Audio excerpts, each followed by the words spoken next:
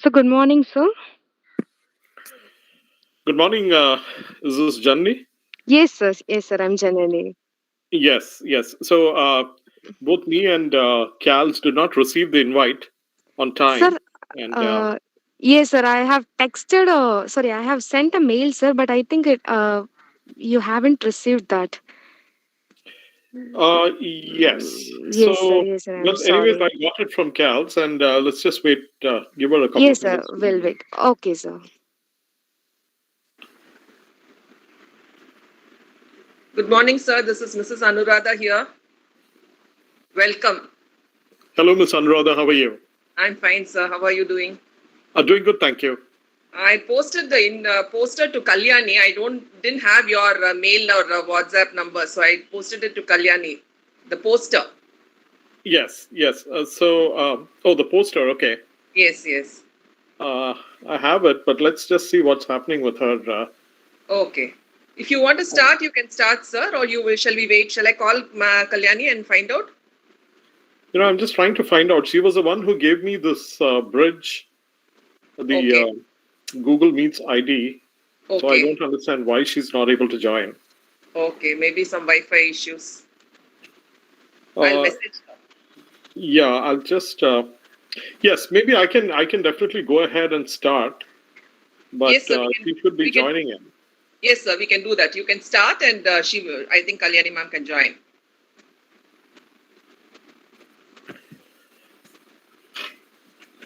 All right, so this is a rocky start. So how's everyone doing today? Girls, Good, respond. sir. Good, sir. Good, sir. Okay, Good, sir. great to hear. I know it's a rocky start here. Have you done the Didn't prayer and receive- all that, girls? So Janani? Usually we start all our programs with a small prayer, sir. Okay, Okay. Kalyani has joined. Yes. Cals has joined. Okay, the lady of the morning has joined. Yes, Cals. Okay. Kalyani, good morning. This is Anuradha.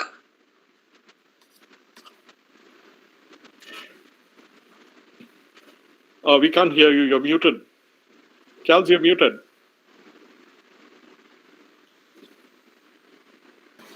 Good morning, ma'am, girls, Peter.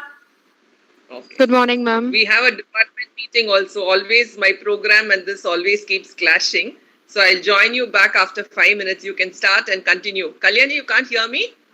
Yeah, I can hear you. Okay, Go okay. ahead. Good morning. Welcome. Good morning. Certainly, Miss Anuradha. You can go ahead Thank you and so much, sir. Thank you, sir. thank you very much. All right. So, what's the agenda for the day? We start with a prayer Yes, sir. and then maybe for those who haven't been there with us for the first session, we can also have a quick intros as well. Yes, but please do go ahead, Janti. Yes, sir. Pavitra, Yes, Dan. I'll start. yeah. Good morning and a very warm welcome to one and all present here. Today's webinar is on the title Employability Skills, Monetizing Your Skills and Managing Your Emotions. A day without prayer is a day without blessings. So now I would like to invite Ms. Srinidhi, Assistant Coordinator of Pink Warriors, to start this webinar with a prayer. A gracious and loving Father, we call upon you in this time of illness and challenge. Thank you for keeping us safe in this pandemic. Today I pray for your presence to be here in this webinar. Bless each and every person who are attending this webinar. Thank you, Lord, for giving us this day. Kindly be with our speaker and our volunteers throughout the webinar. And also, I pray they shouldn't cause any network problem and everything should go on well. We commit everything in your precious hands, Lord. To you alone be the glory and honor.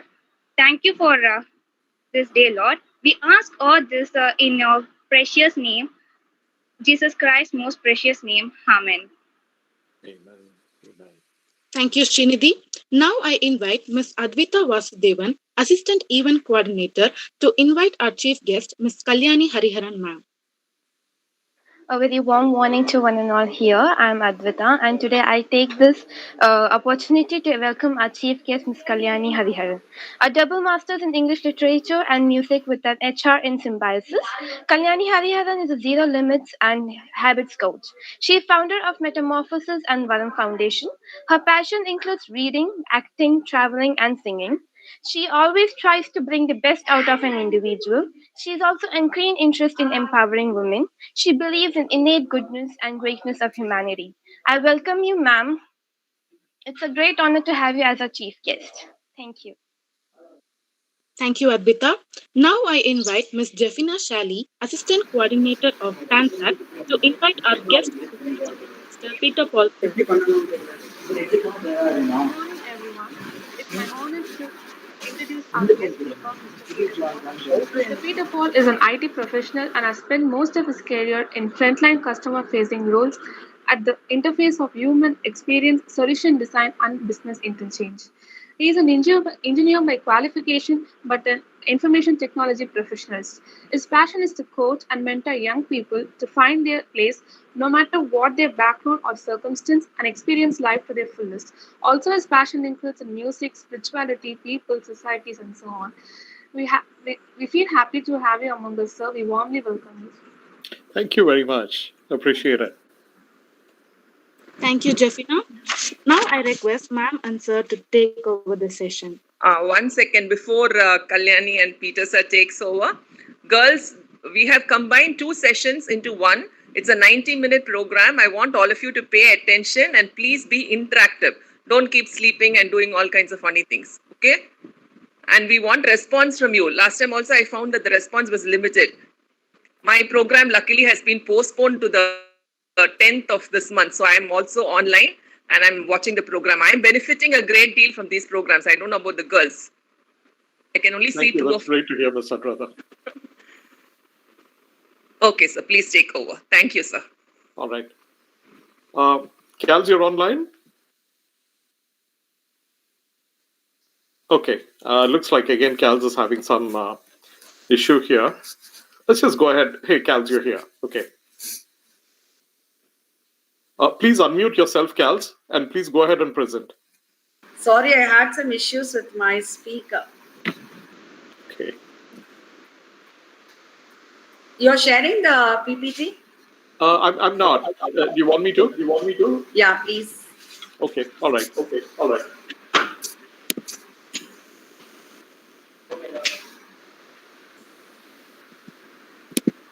So how have you been, girls?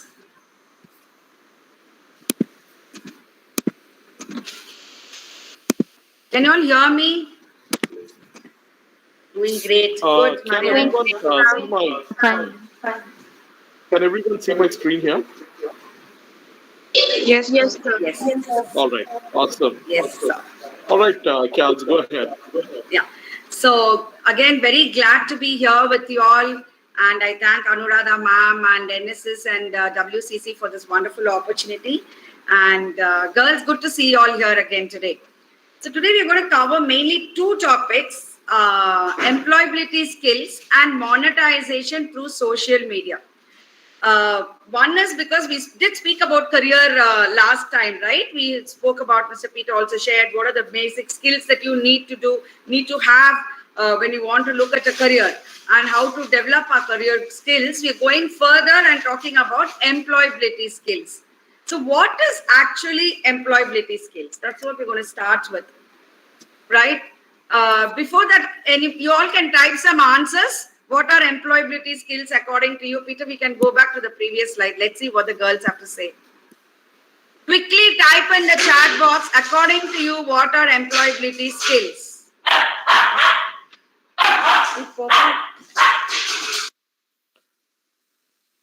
So while you're actually typing on the chat box, here's some perspective.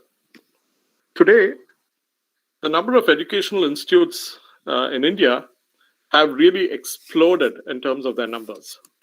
So, for example, when I did my engineering and when I passed out in the early 90s, we had about 14 or 15 engineering colleges in the state of Andhra Pradesh.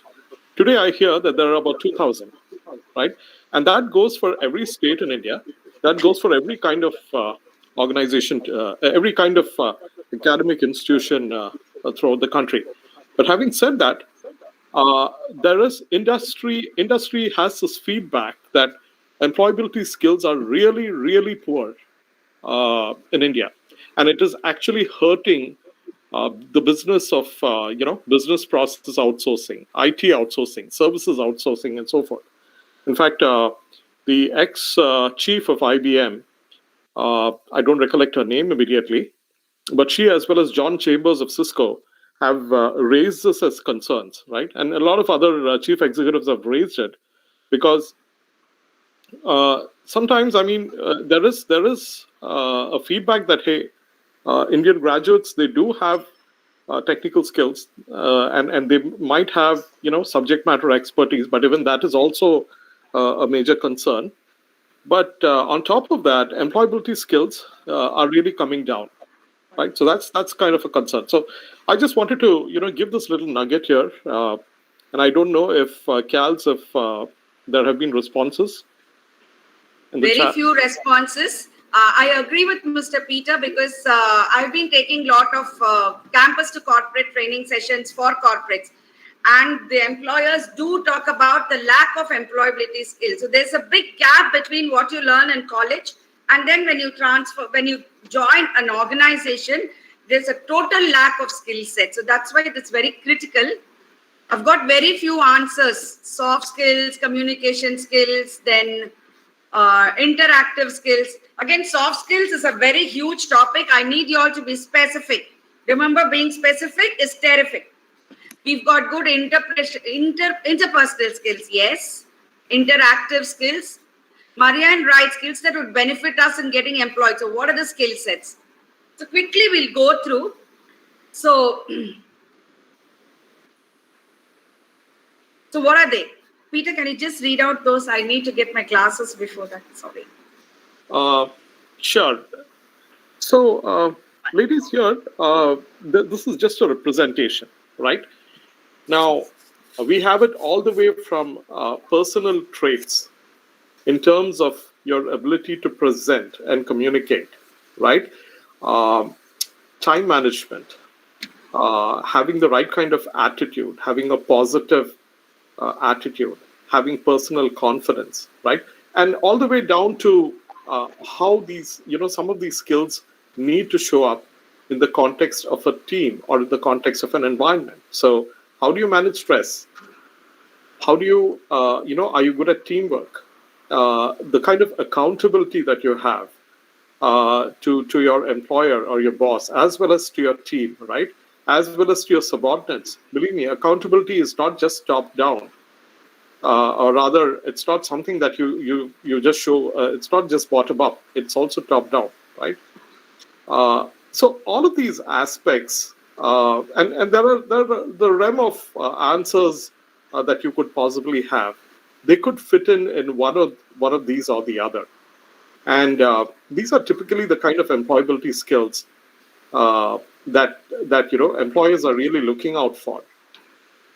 So when it comes to you as an individual, right, what is immediately apparent is how do you demonstrate yourself to the world? How do you present yourself to the world, right?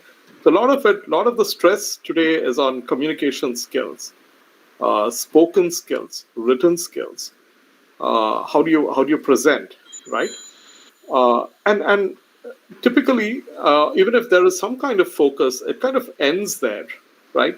But there isn't really a lot of focus in terms of subjects such as stress management, adaptability, right? These are all aspects that you need to coexist and to perform in an environment, right? A group environment. Now, there's a subject called as known as group dynamics, and group dynamics is about how individuals have come with their own talents and their own personalities, but how do they perform within a group, right? The dynamics that actually happen within a group. Now, in order to and group dynamics sometimes creates conflict, right? And oftentimes conflict is also good in the sense that they tend to challenge groups, they tend to challenge group members. And if everyone is goal oriented and goal focused and they're led by a good leader, then everyone contributes to the goal, irrespective of the friction that happens or irrespective of the challenge that's created by conflict. But in order to navigate that, you need some of these skills, especially things like having a positive attitude, not getting ruffled up when you're criticized, right? Being able to take it in a very objective manner and not taking it in a very personal way. Similarly, managing stress. How do you keep cool? How do you continue to perform under stress, right? Things like teamwork. Now, people say teamwork. What is teamwork? It actually involves a lot of collaboration. It involves a lot of determining and understanding strengths of each of the team members, right? So we all come with different kind of strengths. And how is it that you collaborate and work with all these different strengths and weaknesses to perform and produce an output, right?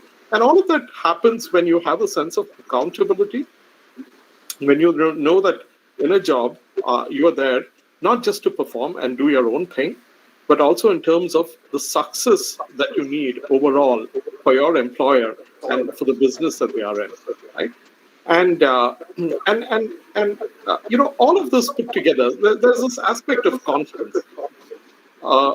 People talk of confidence like it's a put-on attitude. It's not just a put-on attitude. Yes, sometimes when you're faced with conflict or when you're faced with a crisis situation, sometimes you have to take charge. You have to quell your fears, put your fears behind you, right? And sometimes confidence is a put-on attitude. But every time it's not just a put-on attitude. Your confidence is also built by some of the actions that you have taken, the kind of success that you have, accrued in the process of taking actions. And that accrual of success is what also leads you to be confident, right?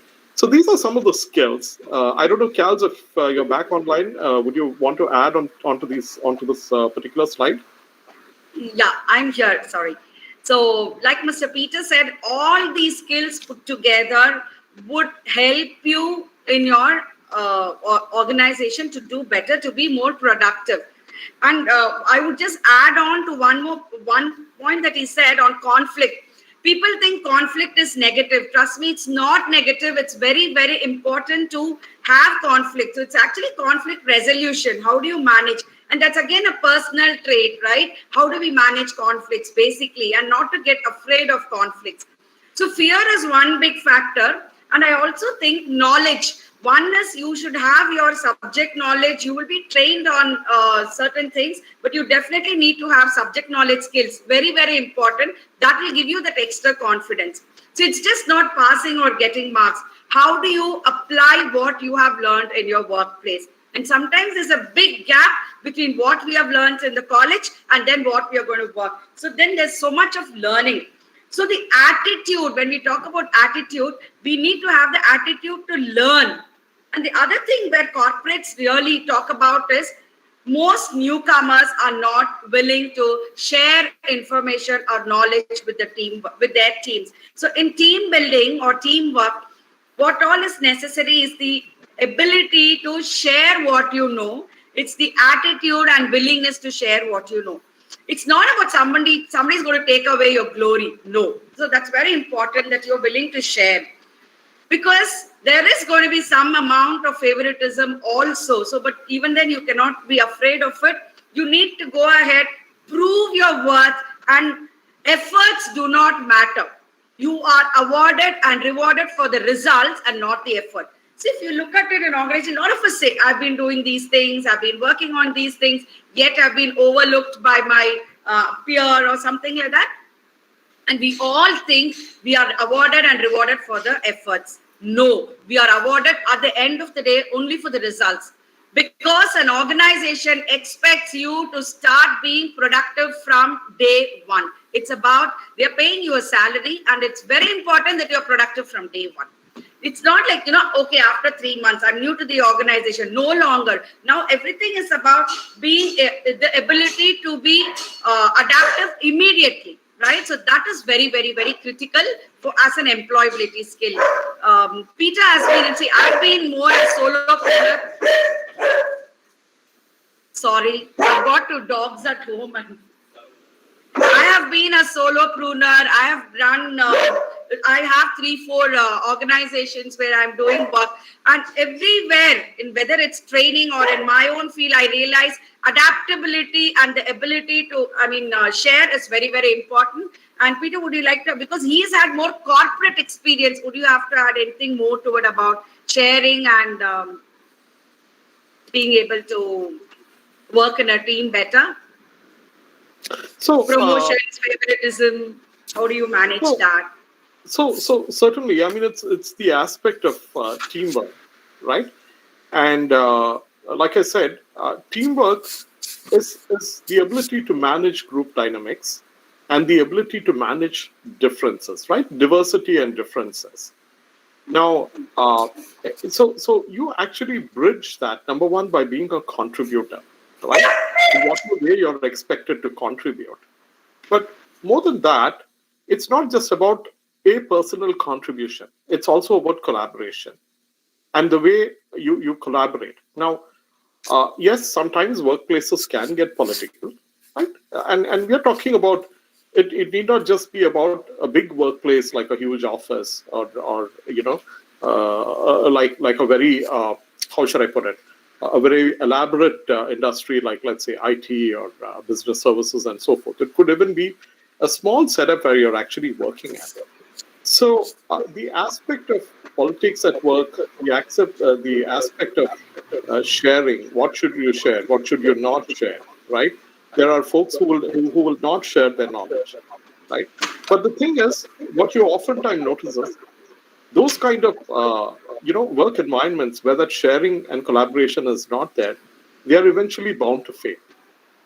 Now, when faced with a situation like that, where let's say you would want to share, you would want to collaborate, the others are not willing to collaborate, then what it really needs is the ability to speak up, right? The ability to speak to your team members in a very amicable manner, in a diplomatic manner, but also take it up to the leadership of your organization to say that, hey, we feel that, or rather, I feel that the amount of collaboration and sharing is not there. So you can only do that when you're confident, when you know that, hey, you have actually contributed in a certain way, and you feel that there is a lack, right? So this is something that's it's very situational, and there is no silver bullet answer to this. But once you actually develop your overall employability skills, this is something that you will also develop, right? It's about maturity. So, Charles, I suppose we could just move on in terms of the rest of the slides. Your thoughts here?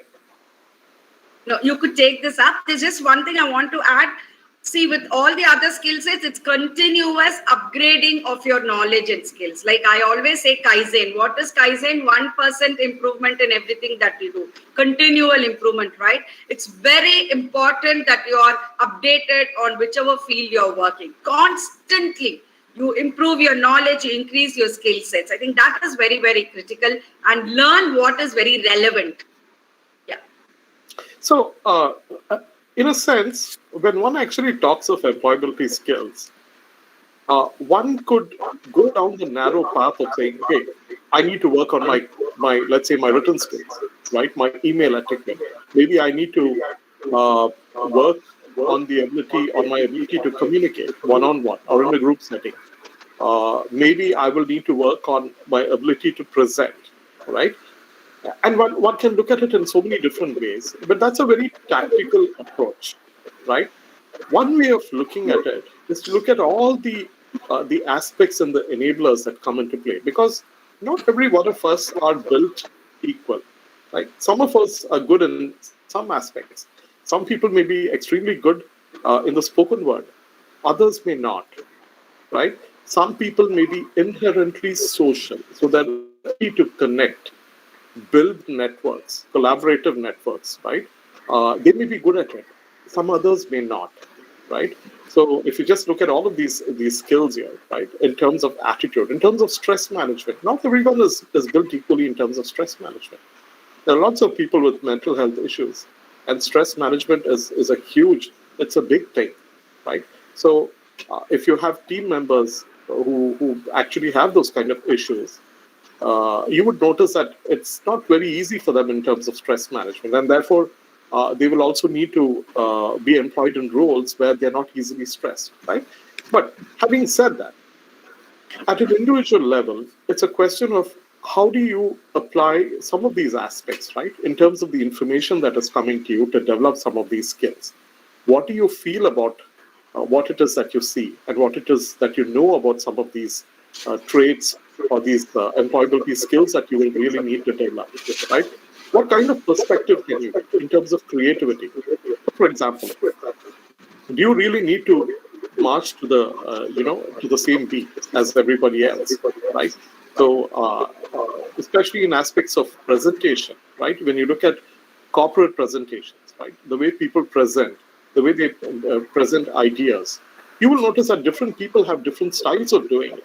How do you bring your own individual creativity into things, right? And then what kind of thinking do you need? What kind of thinking and what kind of judgments do you make along the process of building some of these skills? So this particular slide is to just throw light on some of those aspects as to how if you identified a specific weakness in a specific weakness, something that you need to develop from an employability skills standpoint, these are some of the aspects that come into play, and this particular slide actually calls that out.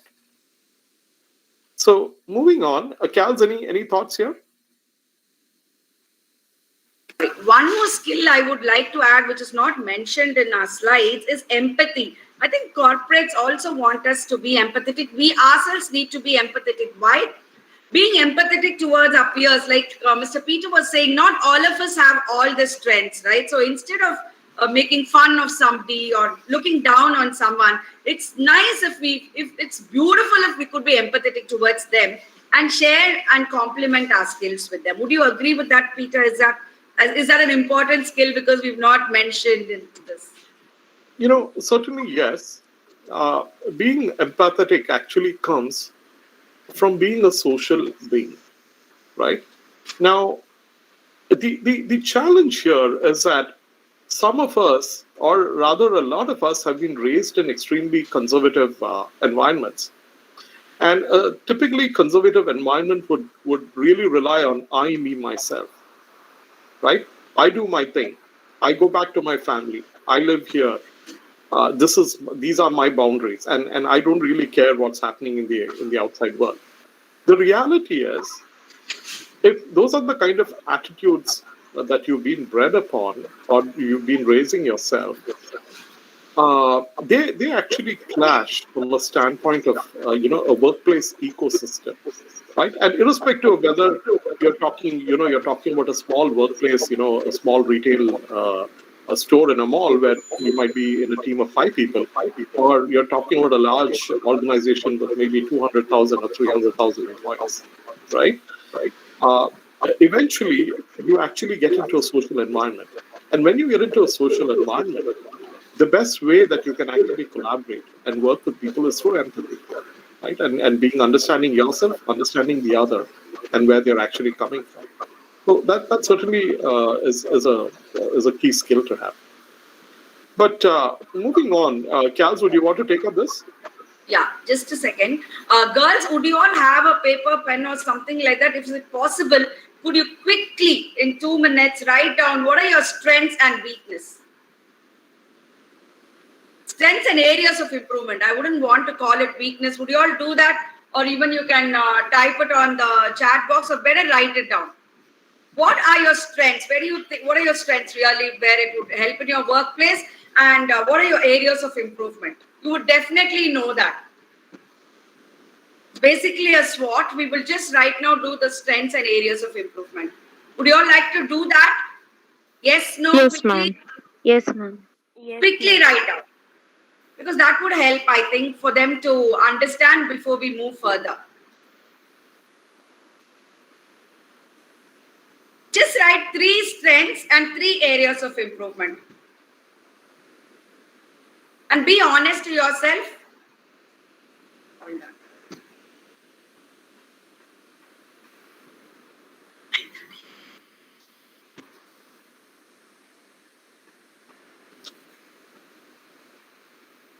All right. So are you going ahead, Kals, on the screen?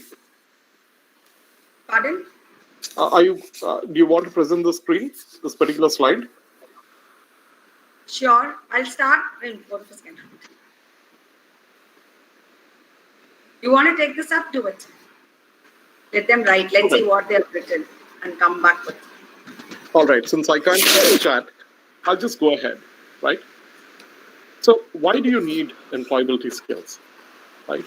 So let's try and create some differentiators here in terms of skills itself, right? Skills for the workplace, and what we are actually talking of here by way of employability skills. So basically, the way I look at it is, it's actually 3-layered.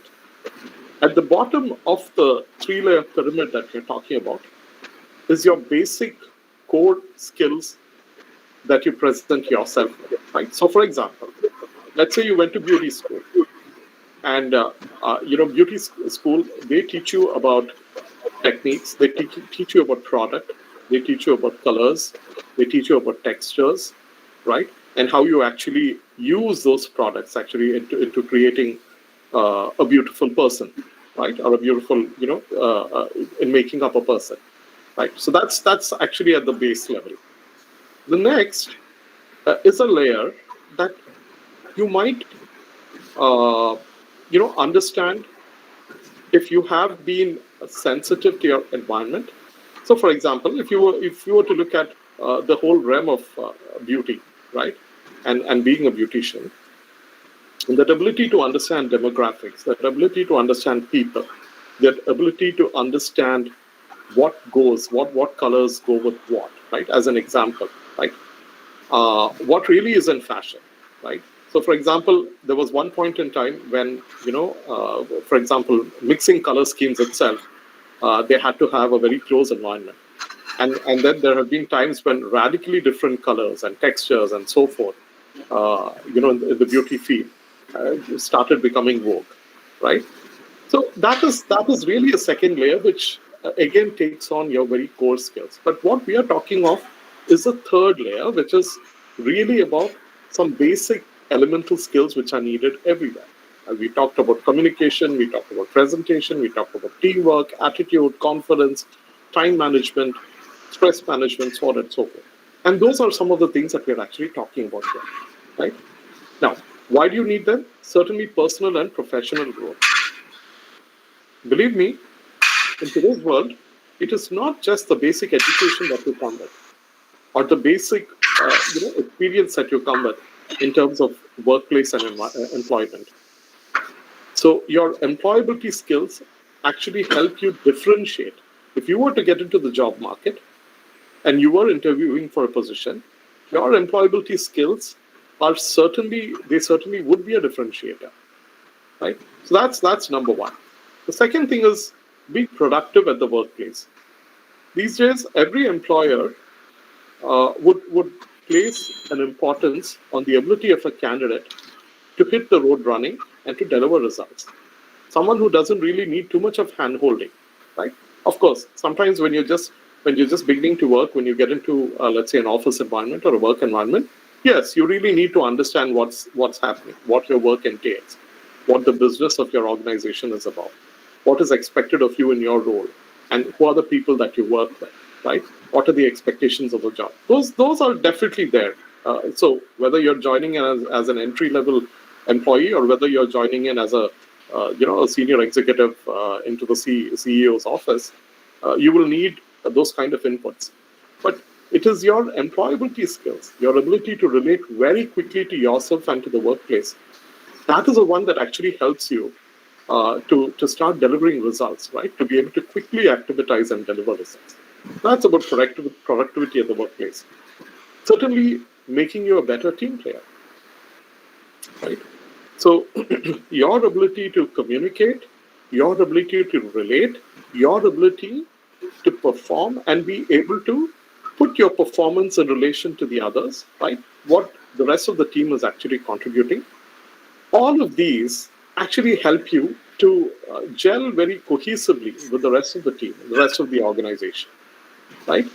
So you will notice that in a lot of organizations, especially senior positions, now some people would have risen up the ranks by virtue of their core, expertise and their core academia or the core skills, but they suffer from a standpoint of growth, from a standpoint of being able to do more in the organization. They suffer for want of some of these, workplace social skills.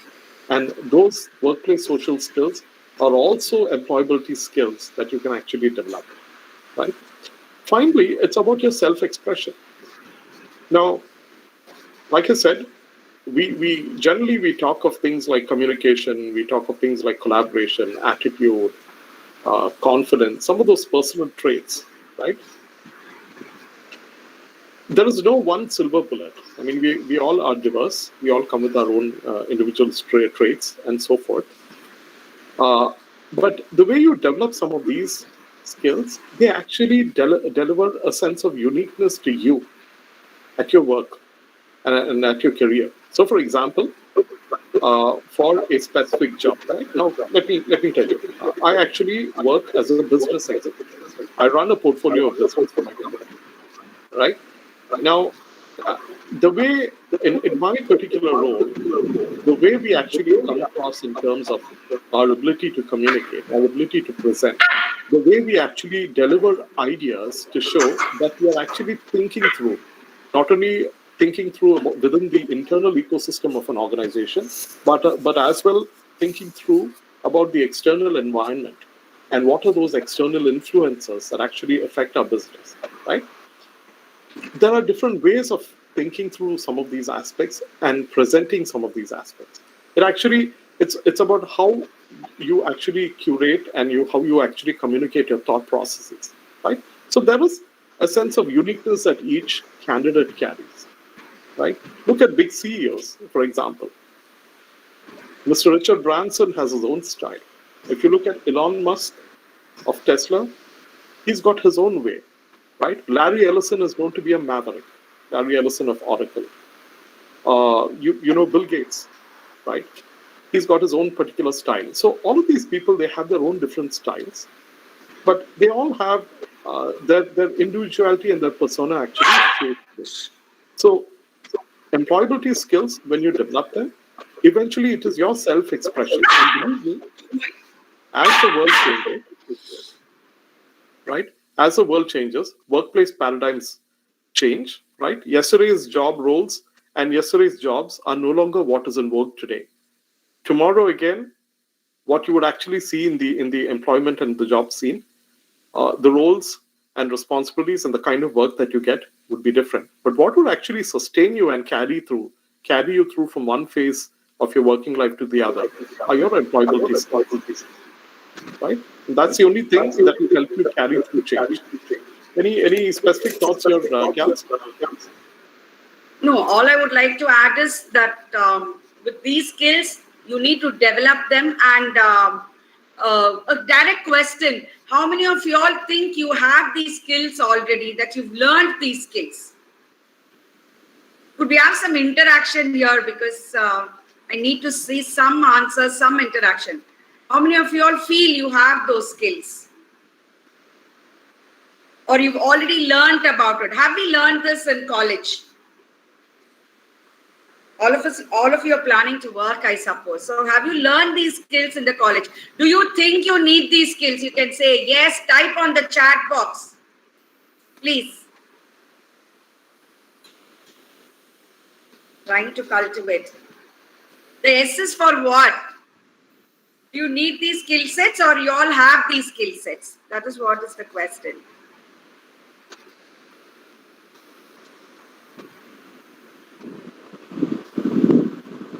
Heard of them.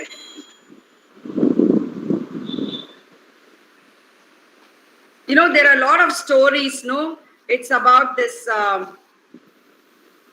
you know, the deer and the lion story, right? In Africa, every day a deer wakes up and it starts running. Okay? In same Africa, in the forest, the lion also starts running. The lion is running for its food. It's going to catch the deer. The deer is running for its life. It really doesn't matter whether you're the lion or a deer. Start running. You really need to start running. And with COVID times and more of digital transformation across industries, it is extremely critical we are prepared for changes, immediate changes. So it is survival of the fittest. That is all. We're going to talk about, Peter, how can I develop employability skills? We're talking about employability skills, but how do you really develop it in a very practical manner? Peter, you can take this slide up. You want me to do it? Certainly, certainly. So we spoke at depth in terms of at length in terms of what are these employability skills and why they're needed and so forth. So the obvious question here is, how do I develop it, right? And it's easy to think from a perspective of limitation, right? So especially some of you might think, hey, I don't have some of these skills. Now, and you might be concerned, and rightly so, because today you're actually doing your undergrad, you'll get your graduation, maybe you'll go for a postgraduate degree, another 2 years, and then what, right? You might start working somewhere, you might want to work somewhere immediately, or maybe you might have some time on your hands. But really, the bugging, nagging question could be, hey, there are aspects or employability skills that I've not considered until, right? So how do I develop that? And then sometimes it's easy to look at it from a standpoint of, hey, I'm limited in my world, right? How can I lack exposure? How can I do it? So really the way to look at it is to start thinking and exploring outside your own world, right? Start looking outside of your own personal lens. Believe me, today, the kind of avenues that you have to develop some of these traits, some of these skills, and some of this talent, it's much better available. The avenues that you have, the kind of exposure that you have today, by way of the mass media that you have in your fingertips, right, in your mobile phones. That kind of avenues and those kind of opportunities were not available, say, to people like Gals and me, maybe 20 years ago, or 25 years ago, or maybe even 30 years ago. We didn't have it, right? And so we were limited in our respective environments. But today, the world is your oyster. You actually have the ability to explore your world through your mobile devices, right? So one is to take that conscious step. And the other thing being, as you take that conscious step of trying to, tap into channels, consciously also assessing and evaluating yourself in terms of, hey, where do I fit in terms of a certain calibration, right? I need to come across in a certain way in terms of my employability skills. Where do I fit in? So that self-calibration, as well as looking at the world outside in terms of what is the best, is the way you go about it, right? And the second point is about that. There is social media. There's YouTube, there are TEDx videos, there are speeches by very famous people, right? You have the ability, you have the access to a lot of great people and a lot of great channels. And you have the ability not just to understand how people speak and how they communicate and how they present, but really in terms of the organization of their ideas, right? That's number one, how well organized they are, how crisply they're able to present. The other being the perspectives, the diverse perspectives that they take into consideration when they actually communicate something. So look at great leaders, right? For me, some of the great leaders that I've actually listened to, the people like John F. Kennedy, or you look at Martin Luther King Jr., right? Barack Obama. I look at leaders like that. The way they come across, one certainly is the organization of their thought process, but certainly the worldview, the perspectives that they have, right? That actually gives you an idea of how to organize your thought process and how to make your point. That's number one. Also, in terms of handling objections. So, let's say you have people who present themselves at interviews. They are critiqued by journalists, right? Some journalists are very tough, but how they handle objections, and they do it in the right way, right? In terms of putting up their perspective. These are things that you can actually learn through following a lot of people on social media, right? And then there are formal channels too. So I don't know what the formal channels are today in a place like Chennai or in different cities in India, but I would be interested to know if there are courses that you can, formal courses that you can tap into, when it comes to things like time management or communication skills or teamwork, attitudes, those kind of things. So look into it and see if you have formal channels. A point that I want to make here, I think it's important that I bring some examples here, right? Practice makes for perfection. So there's this popular adage that no man is an island. I purposely wrote this as no woman is an island because I'm talking to a whole bunch of ladies here, right? When you actually look at it, employability skills are really life skills. It's not as if, things like, what we really talk about, being a communicative person, right? Being effective in the way you communicate, or being effective in the way you work with others and get results, being effective at delegating, being able to take authority.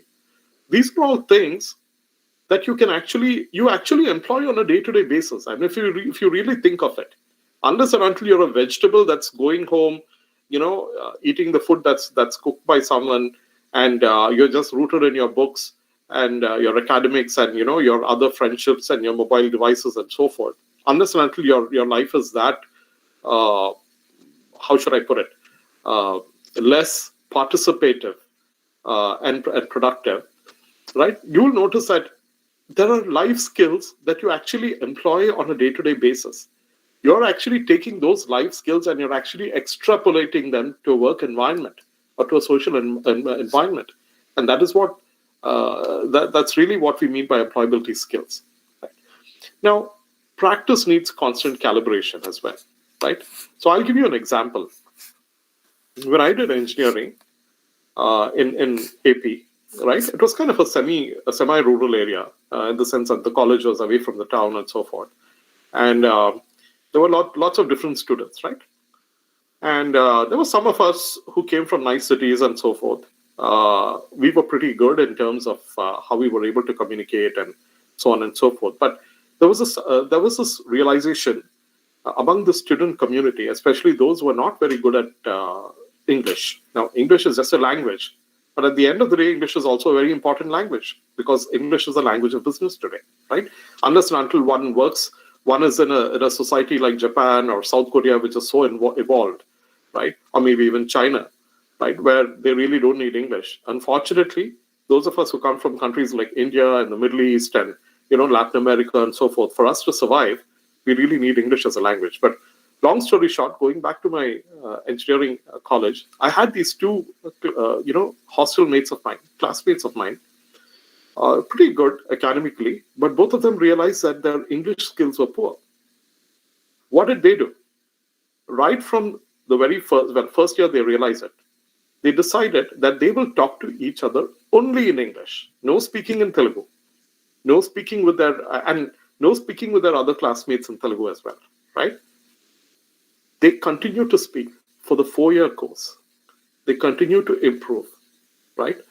And both of them, they developed their skills in spoken English so well. Today, one is an international Rotarian. He speaks on Toastmaster clubs. He runs his own shrimp farming and a real estate business, but he travels the world. And sometimes he actually comes to speak as a Rotarian here into the US. Right? Another person is also elsewhere, somewhere in Europe. But that is really the kind of result. And no matter the kind of ridicule and personal ridicule and objections and so forth they faced, they continued to practice what they knew was important. Right? So that's really an example. And finally, what I'm trying to say here is owning your own persona and your voice. That's your responsibility. You are your best friend. You understand yourself well. You know who you are in the world, right? Be friends with yourself. And what that means is understanding your strengths, your weakness from an employability skills standpoint, calibrating yourself, right? Be it your strengths or your weakness in terms of, hey, I need to have a certain, X level of fluency in the way I communicate, or I should be able to write well, right? I'm very poor at writing, so maybe I need to develop. So understanding some of those aspects that affect you personally, and then taking action to develop yourself and carving your own niche and coming out in the way you want to, that best represents you. That's your responsibility. So that's what I mean by owning up your persona and voice. So that really is something about developing these skills. They're pretty easy. They're not as difficult as you would want to think. You would just need to come out of your shell sometimes. Sometimes people face ridicule. They face criticism, right? Mr. Obama himself, when he was being educated, right? And this is a cultural thing, right? Let me give you an example.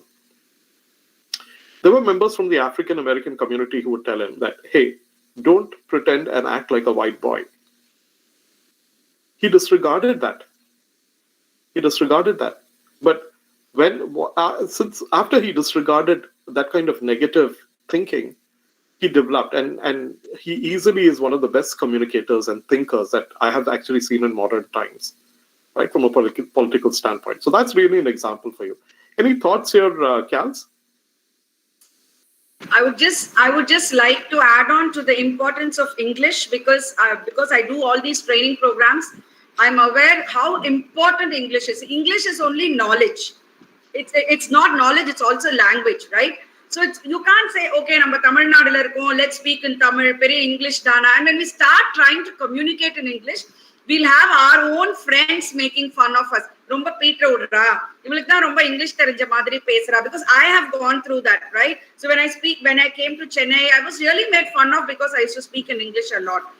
But it is English which has brought me all this way. So it's very important that you develop your language skills. Easiest is to watch some series, English serials or English movies. Best way to learn a language is through watching some serials. Amazing stuff is there. You can watch also lovely cartoons, and it's the easiest way to learn. In the 30 நாள்ல spoken English doesn't work unless you speak English every day. I will learn English in 30 days. No, you'll have to learn to speak English wherever possible. Hear about it, listen. Sorry. That's why I always suggest watch movies, watch serials. It's a very easy way to pick up the language. That's my take anyway. And it's really very important because that will give you an edge over others. And to understand documents, to understand what is being given to you, even to all those things, you need English skills. Very, very important. Fluent, good English, no grammar errors, and your ability to concise, comprehend what is being given and pick up just the main points. It's very important. Start developing it right from today. If you already have it, great. improvise on it. If you don't have it, don't worry, start today. You've covered in detail, Peter, so we can go through this. Do you want something specific to talk about this particular slide here? One thing is, 20 years back or 30 years back, everybody used to speak about IQ, What is your IQ? How high is your IQ? It was the intelligent quotient. And then from then on, we came to the EQ part of it. What is EQ? Emotional quotient. Are you able to manage yourself emotionally? That became very important. Because remember, even in organizations, we need to be very balanced, right? You need to have emotions, but you can't let your emotions rule over you. So emotional quotient was very, very important, especially where you needed to, in teamwork example, to work in teams, to work with people. How do you manage yourself when your boss scolds you? Everything, emotional quotient. Then came the SQ. SQ originally meant spiritual quotient. It was like, okay, whatever happens, it's all fatalistic. God is there. Okay, I'm not destined to even get promotion. You can say anything. That's just on the basic. But spiritual quotient also is very important in workplace. But I said more than spiritual quotient, it is survival quotient. How are you able to survive in your organization? It's only with skills and knowledge, right? So survival quotient is very, very important. How do you manage to stay through all the turbulent times, all the tough times? How do you sustain in an organization? Like I always say, survival of the fittest. But now SQ is also social quotient. How social you are, how relevant you are, how networked you are. Your network is your net worth. You can note it down. Your network is your net worth. The more people you know, the more you can also become an influencer, right? So social quotient is important. But now there's another thing. It's called the CQ, the 4 C's, creative thinking out of the box. Ability to quickly come to some kind of solutions, not just getting stuck on to old solutions. Then communication. Communication is important, very important. When to communicate, when not to communicate. What are the right words to use? What is the body language, right? Communication is verbal as well as non-verbal. So understanding all that. Critical thinking. Critical thinking again is very, very, the word itself says it's critical thinking. You need to live up to the situation, to come up immediately with some ideas. You need to be prepared. It's also preparedness. I want Mr. Peter to add something more to critical thinking, and of course collaboration. How do you work together and collaborate? It is so important. It's like when you want to go far, go with a team, right? Collaboration is so important. It's not working in islands saying, okay, I'll do my job. This is my job description. This is my JD. I'm doing my job. No. Many people, youngsters have that attitude. Whatever it's written in my JD, I'm doing it. But companies don't expect that. They want you to go an extra mile. So it's very important you collaborate with your team members, understand, and then go ahead. Peter, would you like to add something to critical thinking, especially in works? Certainly, yes. This is a skill that you actually develop over time, right? But having said that, this is something that you can actually step up and develop much beforehand, right? So the idea here being, you actually take a posture of being factual, right? So what happens? Let's say you're new to a workplace environment, right? You're new to working itself. And sometimes when you actually get into the environment, you face situations. And so there are all these traps of handling the situation, right? Some of these traps are, well, a particular situation has always been handled in a certain way, right? There's some problem on the job, right? Maybe some people are not cooperating. Some part of the team is not cooperating, or maybe some resources are not available, right? And that presents a crisis at work, right? I'm just quoting some examples. One way to look at it is to say, hey, here is how that situation has always been handled. And sometimes it works, sometimes it doesn't. Sometimes there's a trap of thinking, here is how my boss usually handles it. So I'll just handle it that way, right? Sometimes there is a trap of thinking that, hey, here is how the rest of the team would operate in such a situation. and I will just continue to do what they do, right? And what would really happen is when you take an objective, factual analysis of the situation, you will realize oftentimes you'll realize that many of these solutions are really not the right kind of solutions, right? So what this really means is that ability to pull yourself out of having a personal bias, shedding your personal bias, shedding the biases of others who are also looking at the same situation, and just to look at it in terms of facts, bare bone facts, such as the sun rises in the east and it sets in the west. There's no two ways of looking at it, right? A river flows from a point of a high altitude and it goes down to a lower plane and it meets the sea. There is no debating that, right? So just looking at it in terms of bare bone facts, and then making judgment calls about, hey, what is working from those facts, what is not working, what is contributing to the situation, what is contributing more, and what is contributing less, and then being able to make that kind of an analysis, and then being able to make the right kind of judgments and the calls that you make to resolve the situation. That is what is critical thinking in a job or an employment situation, right? So that's something that you can actually step up in terms of how do you really how do you actually cultivate critical thinking. So one certainly is in terms of reading about people who handled crises, right?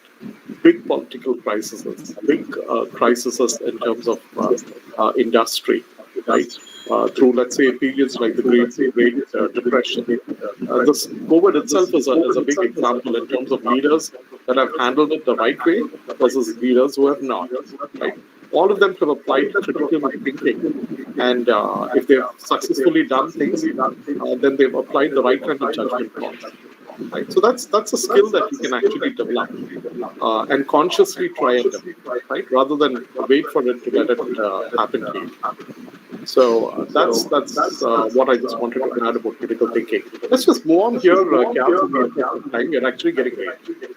Yeah, I know. So before this topic, are there any questions on employability skills? Because we are going to how do you monetize through social media skills. So Peter, we have time till 11:30.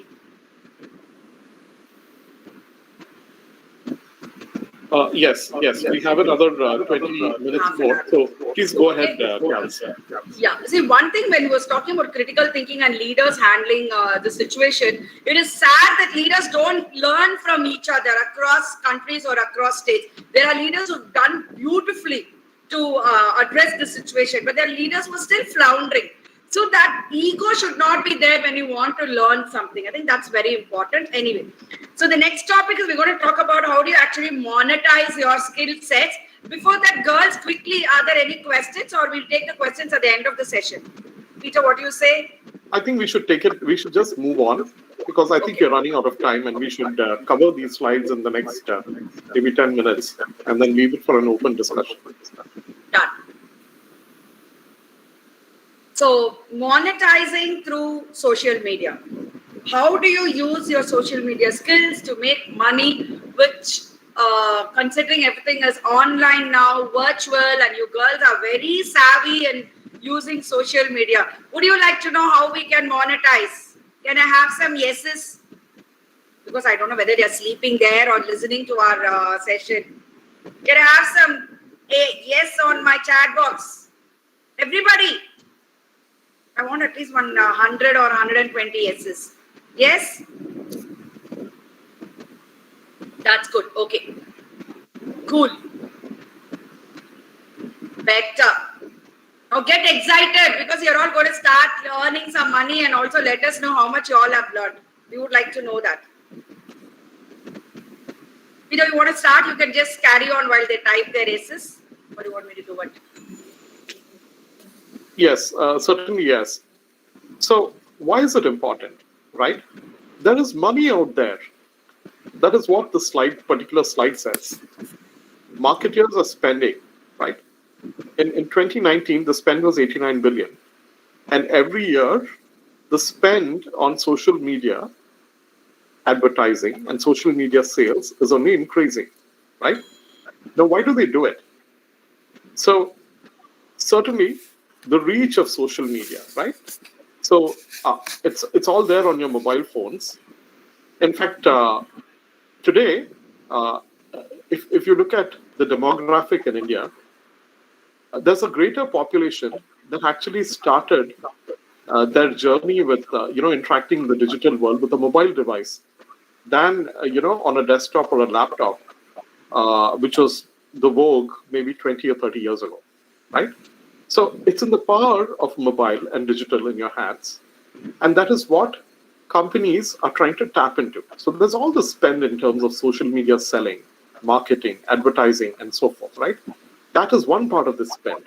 The other part of the spend is companies are also trying to understand consumer behavior, right? They're trying to understand how consumers are actually reacting to messages that are coming up on social media. So, for example, there are companies that are trying to understand feedback and chatter.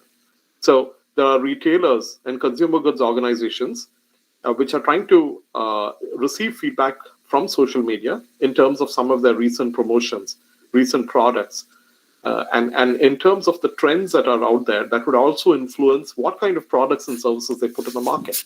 So that's the kind of analysis and analytics that they're actually doing on social media. And the third thing being, the result of all that is that companies are now increasingly selling on social media.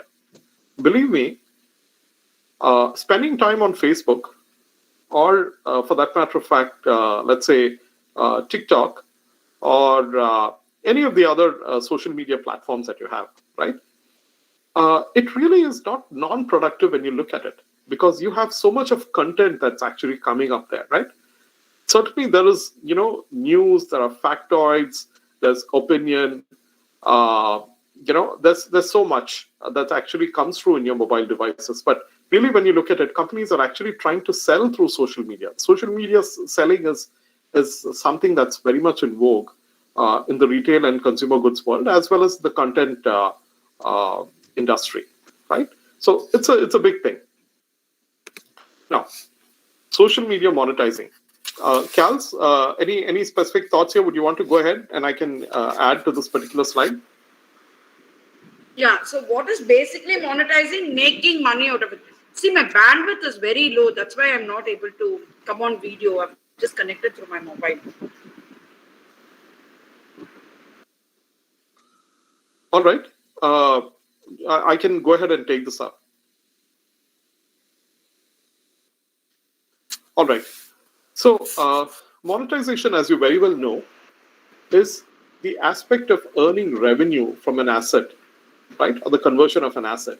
So, you have specific content, you have talent that translates into content, right?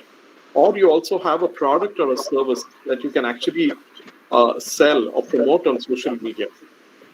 Your ability to actually draw revenues, right?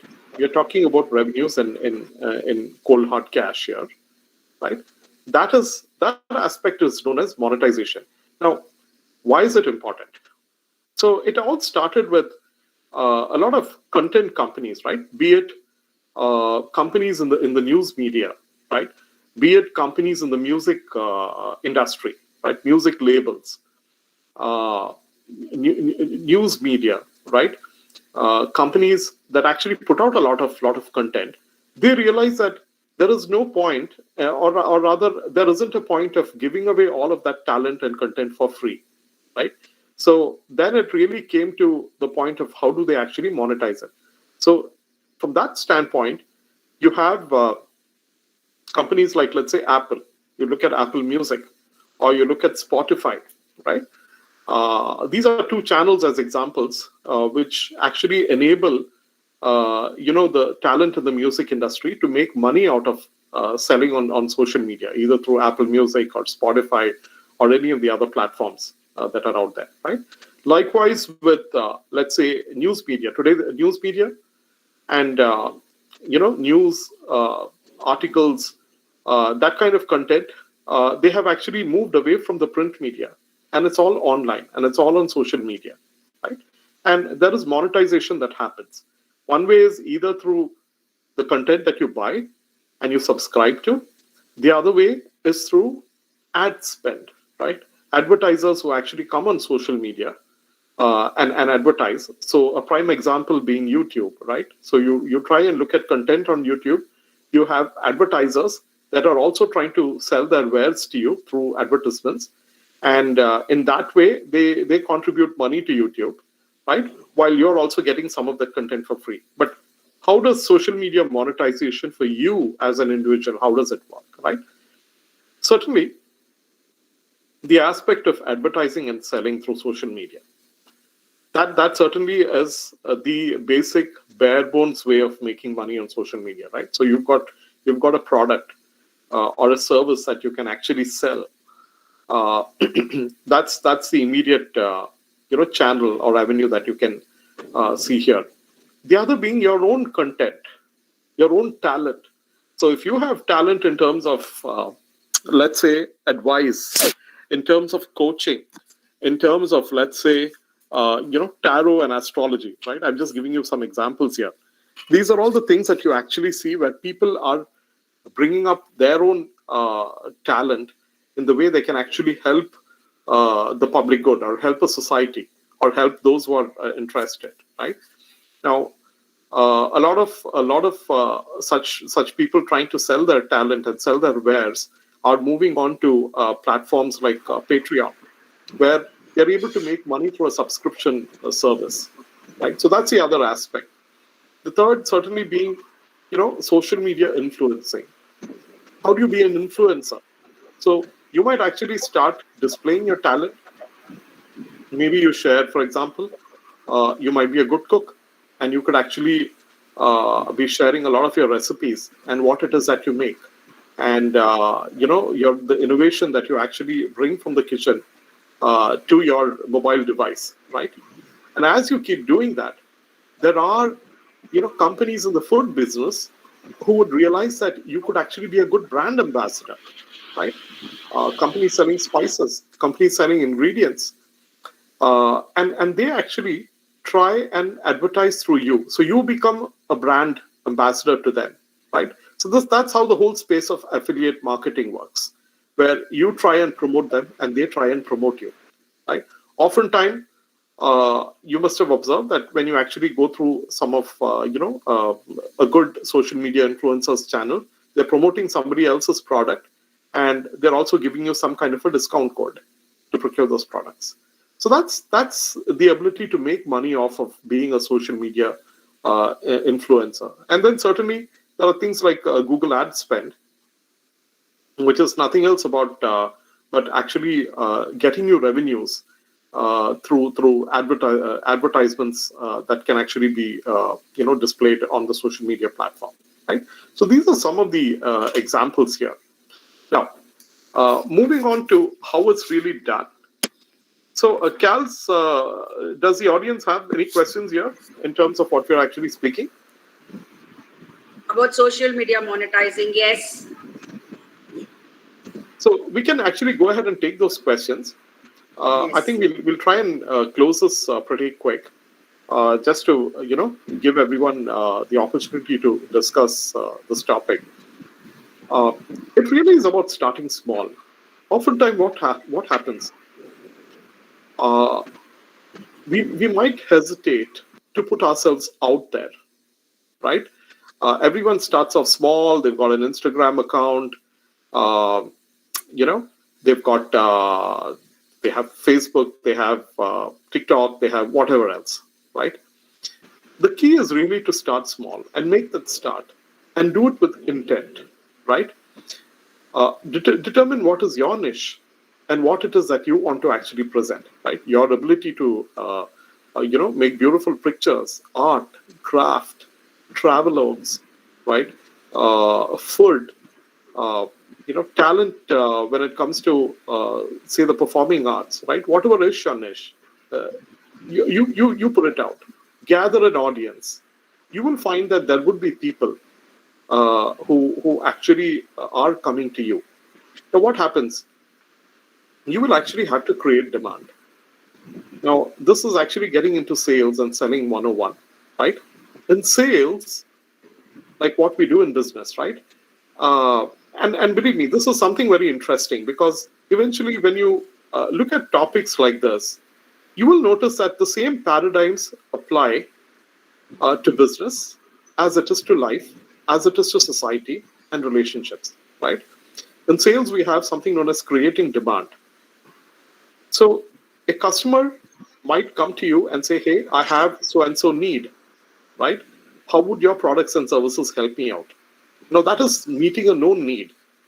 But your ability to go to a customer and say, hey, Mr. Customer, 5 years down the line, here is a trend that's shaping up your industry. 2 years down the line, this is what that trend is going to present itself to your business. 5 years down the line, this is what that trend is going to do to your business. And if you don't react, in 5 years' time, you as a business would be extinct, right? So that ability to make that point to your audience, that is known as being able to create demand. That's being able to challenge your audience to think in different ways and not to think in traditional means, right? And then being able to present your audience alternatives of what exists today, right? That is what you do by creating demand through social media, right? When you do that, you will start creating a community. You will have a loyal fan following. You will see people trying to collaborate with you because they look at you as an agent of change. They look at you as someone who's looking into tomorrow, not today, right? That's what the greatest social media influencers are about, right? And then from there on, you automatically get into the whole scheme of social media influence and affiliate marketing and so forth, which I just talked about. Any specific thoughts here, Kals? Would you want to add something here? No, we need to know what are how the girls want to go ahead with their skill sets and monetize. And see, at each level, one thing is very important that people's problems, when you know what is a problem that people have, you can actually come out with solution. And everybody has got a problem. So business basically runs on a problem that a society has, that people have, right? And then you find an opportunity to convert that problem into a solution. So you become a solution provider. So I always say there are opportunities everywhere, right? Now, you take my personal example, I would just like to share some things. I run an organization called Mastermind Academy, which is mostly Mumbai based. We are an all-women team. We teach abacus and soft skills to children because I realized a lot of students had numerical issues. The fear of numbers, I had that. To break that fear, I learned abacus, right? So I went and started a small organization called Mastermind Academy, all solopreneur. What is an entrepreneur? Entrepreneur, you should have 50 to 100 employees, right? And it's slightly different from being a solopreneur. Solopreneur is being a business owner. I am the chaprasi as well as this CEO, right? Even if I have to sweep the office, I'd have to do it myself. Anyway, so I started Mastermind Academy. Then I wanted to get into training because everywhere I was seeing the lack of skill sets between in organizations and then the jump from campus to corporate. So I started a training organization called Metamorphosis, and it's more than 13 or 14 years old. And here I'm still talking, still sharing ideas, still doing corporate training. So which is very good. We get paid for it. My biggest skill set was music. So again, how do I convert that into to monetize, right? So to identify, and there are a lot of people who want to learn music. So one thing is identifying people's problems, lot of problems. Everybody has got some need or a problem. Identify that, create it as an opportunity, match it with your skills or hobbies, and then develop it and develop a product. That's how you sell. That's how you can either sell a service or you can sell a product, right? There's some people you'll know wholesale selling is happening online. You'll be getting a lot of updates on your mobile, on your WhatsApp group or your Instagram. So many, it could be clothing, it could be jewelry, it could be pickles, it could be anything, right? So using your skill sets, identifying a need, matching the two and converting it into a product or a service and then selling it. That's what is very important. I know many of you all will have a lot of followers. You're able to get followers. Now convert them into your customers, right? Okay. So now quickly, I want you all to also note down what are the skill sets that you have which you think you can monetize. Peter, can we have them do that and then get into the questions? Yes, I think we're running out of time. We have another 5 minutes more, so. It's okay. Let them do it. Blogging, Varsha, very good. Because this is very important for them. So blogging, yes, you can make money in blogging. I mean, I'm talking when I say money, it's big money. There's a guy called Money I follow, MANI. He started few years back and he just sits at home and makes 5 to 6 lakhs a month. Easy money. I am a follower of my own example, Siddharth Rajshekhar. He teaches how to make money in the digital world, right? Amazing. Amazing. He made 5 crores in 16 months, 2 years back. He's making more money now because he's sitting at home doing online. He's done some one-man show, no exaggerations. He does affiliate marketing. He teaches us how to do digitally. I mean, it's just incredible. But above all this, we need the self-discipline to sit and do it, okay? That's very, very important. Very, very important that you have the self-discipline. People are not minting, just don't think, oh, COVID times, nobody is earning money. Yoga practitioners are earning more money now. Meditation, yoga, learning some skill. Everything people are learning. See, you don't have to start with 1,000. If you charge 1,000 rupees, nobody's going to come to you. Now, big organizations are, you know what they're saying? Learn public speaking, 99 rupees. But imagine if 100 people sign up with you, how much money you're going to make, right?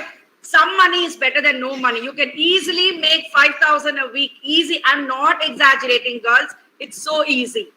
But you just need to get into it. You just need to be more disciplined and, create content and then continuously follow up and get your followers to become your customers. So identifying what is a skill that you have which you can teach. Some of you may be brilliant in drawing in column, example, right? You can teach that. Start 50 rupees. I'm sure people can afford 50 rupees. 20 rupees. Children are a huge market. You imagine now, parents are so frustrated having children at home 24/7.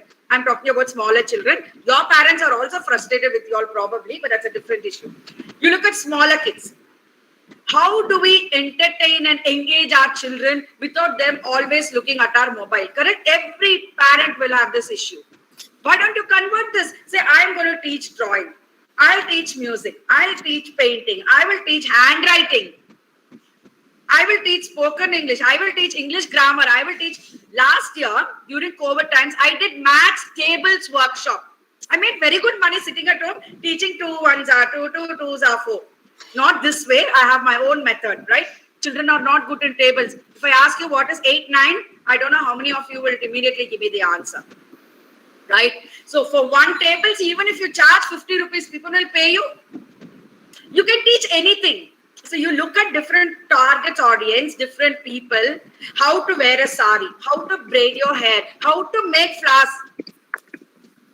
Anything goes. But it's your ability to identify that skill, get your customers, get your followers, and just see, you're all very good at networking.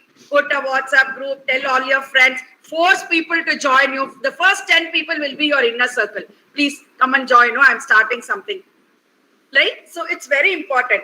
Yeah. So you try to use this skill. I made money teaching maths tables. I'm not lying. I'm not English grammar. Easy, because I'm an English teacher, of course. Teaching English grammar. Reading. Children are very poor in reading, right? You can teach them how to read, speed reading, how to do handwriting, not even calligraphy, simple cursive handwriting, how to write neatly. But before that, do a few videos, put it up free, let people watch you on Facebook, on Instagram, and then say, here I'm launching my course. Right? So it's very important. Peter, you have something to add, please. Go ahead. No, what I was just trying to say here was, shake off some of the attitudes that might be coming to you left, right, and center, right? Because oftentimes people don't realize the value of some of these things. We are monetizing to grab brand ambassadorship, etc. Yeah, be appealing to the audiences. How should we do that? How do we stand out? Any tips? I'll tell you something. Your credibility and integrity and your sincerity matters. You can't talk, excuse me using the language, you can't talk shit. You really need to know your subject, and your integrity and credibility will bring you audience. See, it's finally feedback, right? So that is more important. It's not necessary you spend too much money on how to launch yourself. There are incredibly free courses on how do you launch yourself. Free courses. You can attend all that and learn, Marian. And just start. Don't get into analysis paralysis. Certainly. I think the point here is this. The ability to see truth for what it is, right? Now, the point that I made earlier is to remove yourself away from conditioning, right? And what are some of the aspects of conditioning that we see in society today?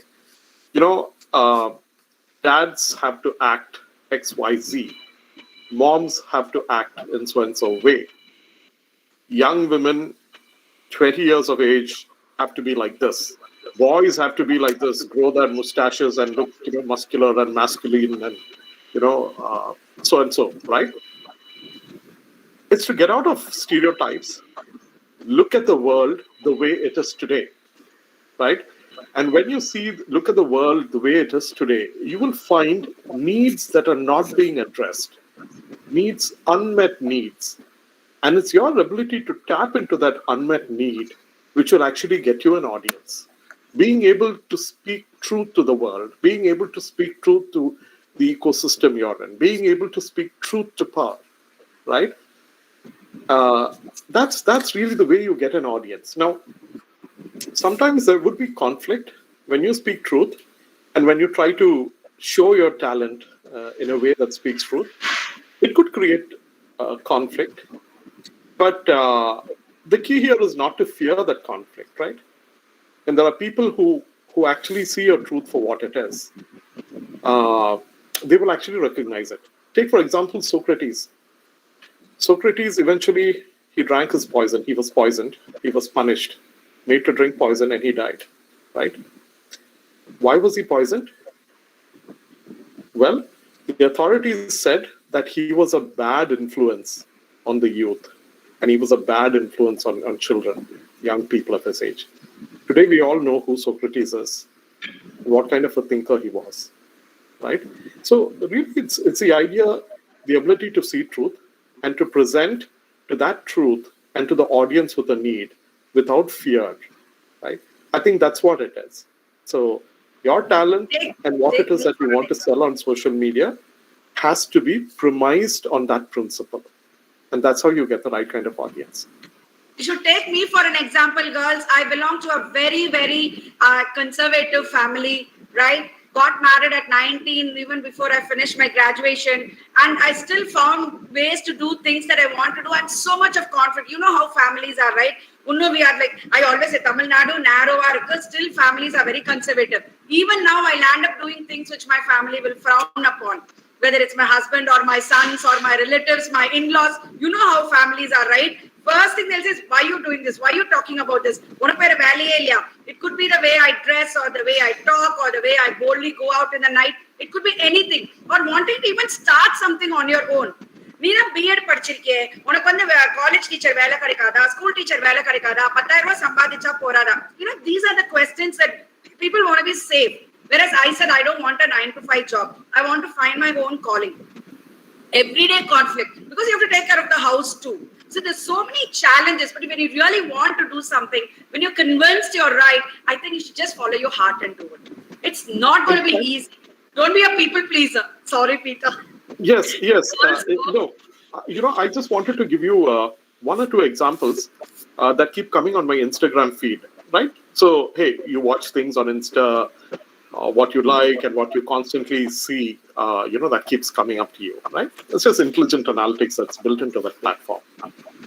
Now, there are some examples, very fascinating examples that I see happening in Chennai itself.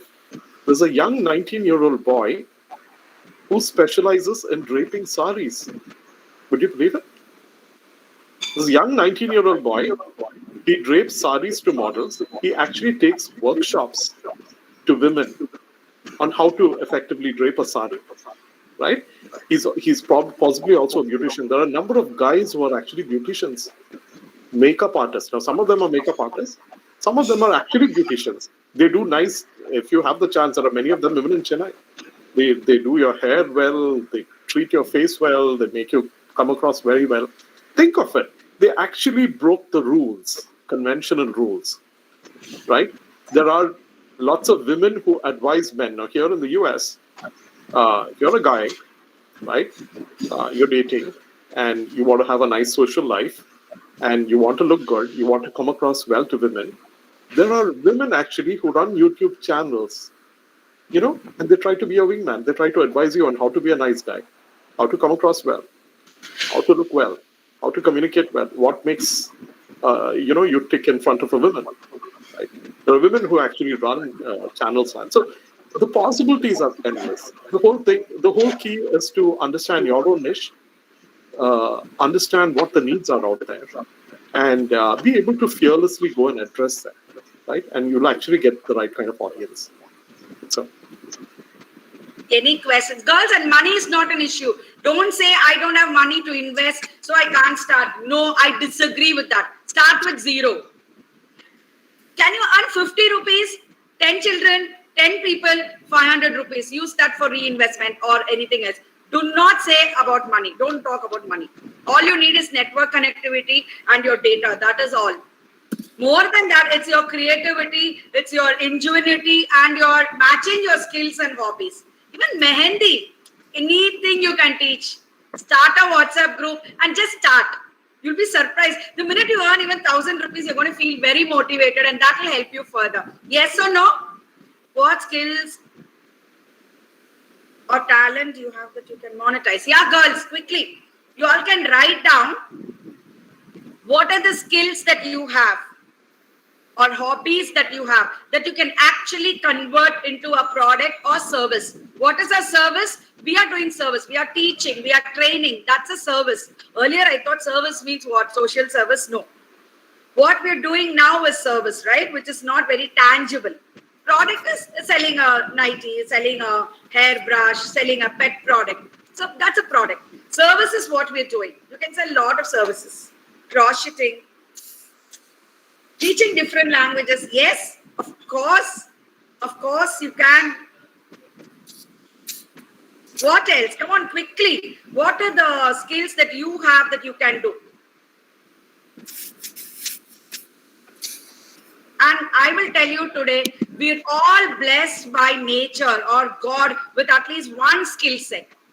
If we are able to nurture what nature has given us, no stopping us. All of us. See, I can't dance for the life of me. How much ever I can sing, I can't dance. Okay, one is I keep saying I shouldn't say that, but I'm not a great dancer, right? It doesn't come naturally to me. Some of you may be great dancers, so that is something which nature has given you. Again, putting kolam is like one nightmare for me. Yes. So one, write your skill sets. Mr. Peter and I are available for any further support. Write down. We are not doing on emotional management because there's no time. This itself is actually a very vast topic. There's so much to share. So right now, I want you all to make money in this holiday, in the lockdown. Lockdown is the best time to use to make money. I'm very happy for the lockdown. Sitting at home, I'll make money, right? No transport, no conveyance. At my own time, I can wear whatever dress I want. You look at all the pluses, slight minuses will be there. Like my 2 dog pets barking, my 2 sons working, very difficult to manage also. But tell that, we'll do it. So what did you all learn today from the session? Quick feedback I want. Chat, comment on the chat box. This ways to monetize, Marianne, I don't want any general comments. I want very specific. I told you, specific is terrific. Write one thing that you learned today. What are you going to take away? What is it that you're going to take away today? And implement. Right, Peter? You have to implement. Not chumma listen to us for 90 minutes and then say tada bye-bye.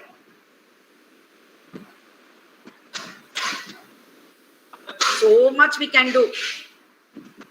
All right. So improve your employability skills. Yeah, wait. Yeah, quickly. Peter, you need to go.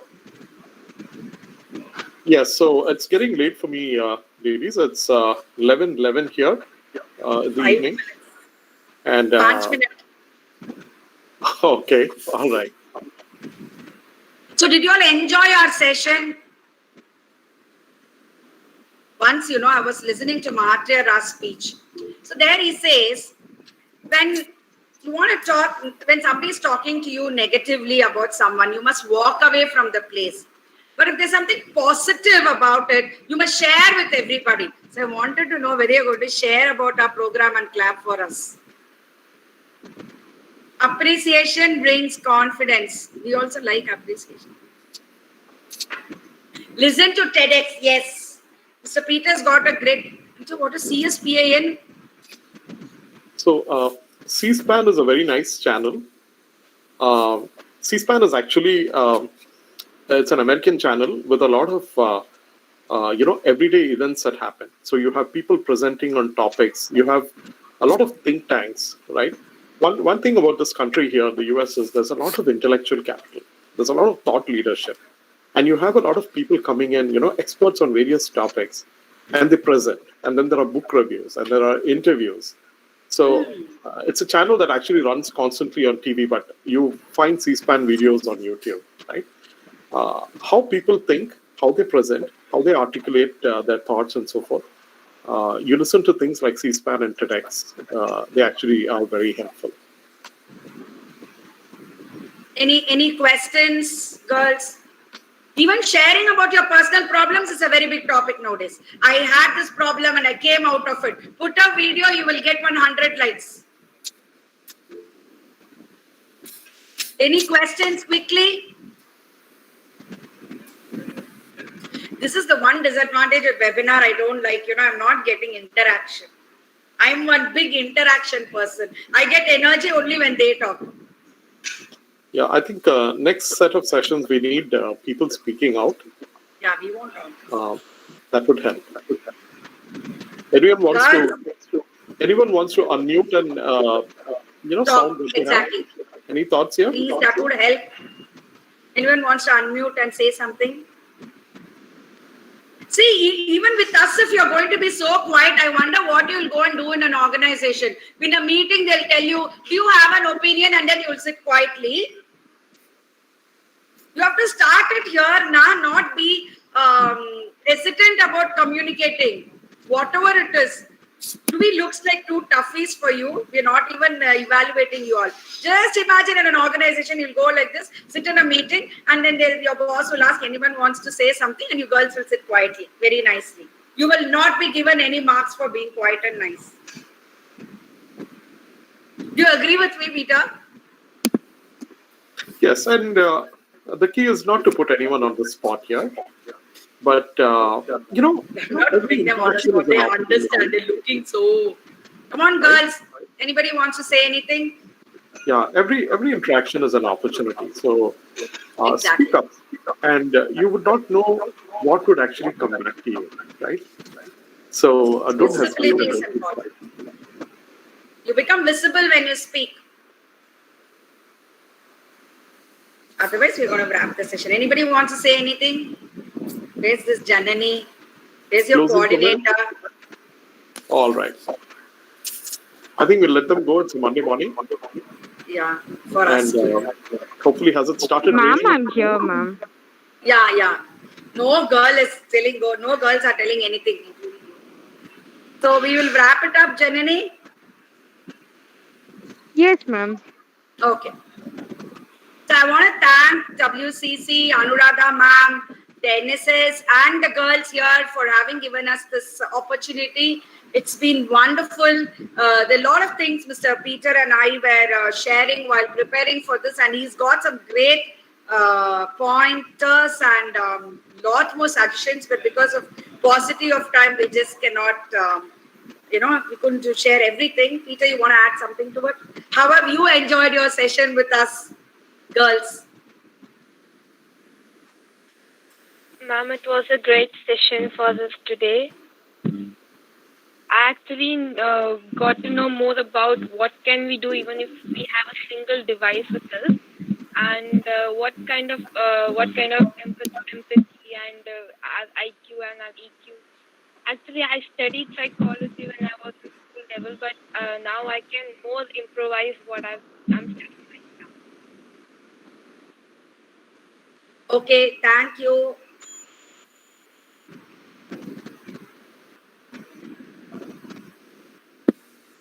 All right, ladies, thank you very much for your time, your attention, and thank you for giving us the opportunity to be able to speak with you. Right? Sometimes some of these things would come off as being very obvious, right?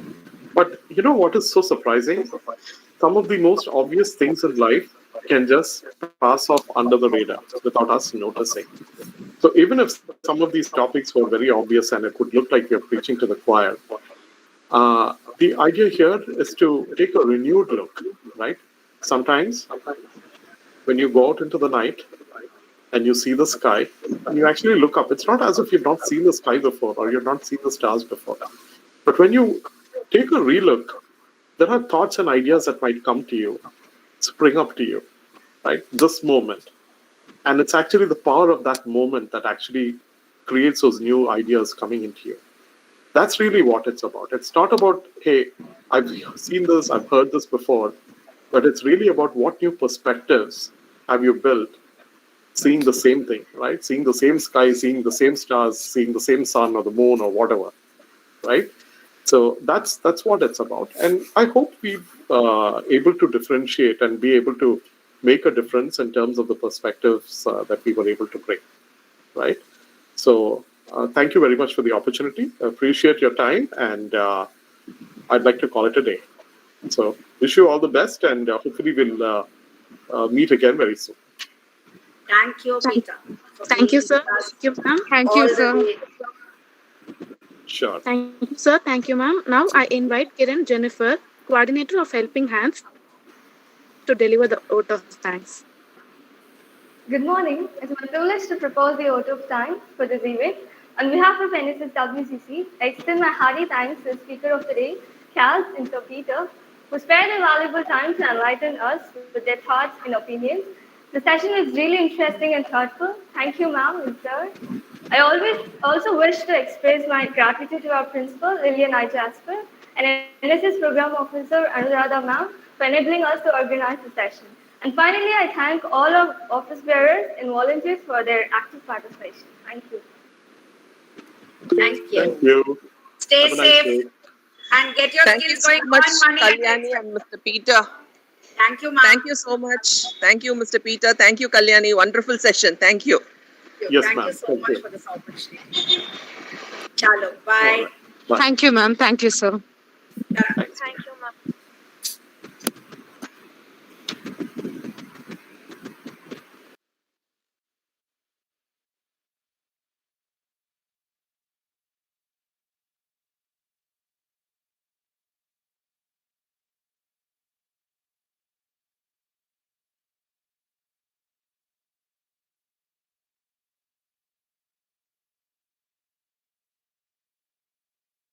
Volunteers kindly fill the feedback link and then leave.